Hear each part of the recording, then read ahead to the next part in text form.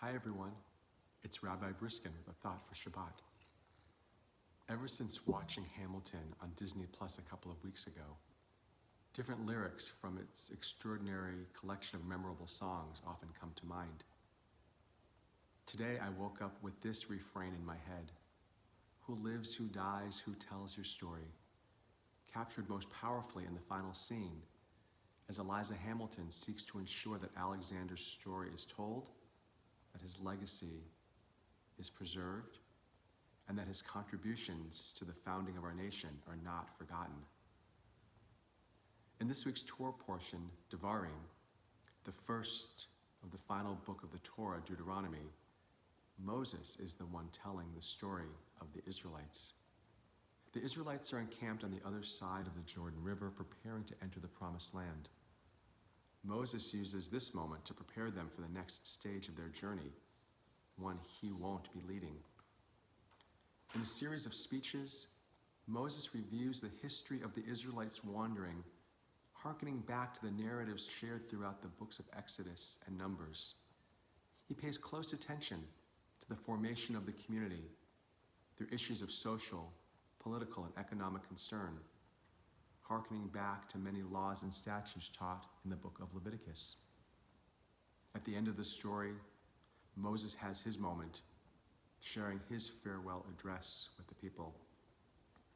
And at the very end of Deuteronomy, and spoiler alert, folks, Joshua becomes the Israelites' next leader for the next stage of their journey, and Moses dies. Who lives, who dies, who tells your story? I was studying with the bar mitzvah earlier this week, a bar mitzvah student earlier this week, and we were discussing this extraordinary tradition of which we are blessed to be part of. Towards the end of Deuteronomy, the Israelites affirm their covenant with God. The text describes those standing there that day and those not standing there, interpreted to mean all future generations, meaning us. I commented to my student that there are few things that we practice today that we can trace back more than 3,000 years. We learned about the pyramids and King Tutankhamun in social studies classes and through museums.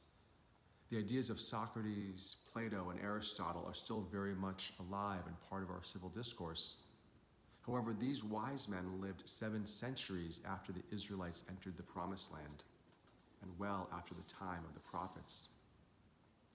But Judaism, from its beginnings, lived first by an ancient, wandering tribal people, and developing into what it is and who we are today has continued to develop and flourish for more than 3,000 years. It was a powerful reminder to my student that when we learn about events described in the Torah, many of those ideas remain relevant in our lives today. Who lives, who dies, who tells our story? We do. Each of us adds our link to the chain of history and tradition, Shalshelet HaKabbalah, that begins at Mount Sinai and continues unabated to our generation. We tell our story and the story of our people so that we and our ideas may continue to flourish and thrive throughout the generations. Shabbat Shalom.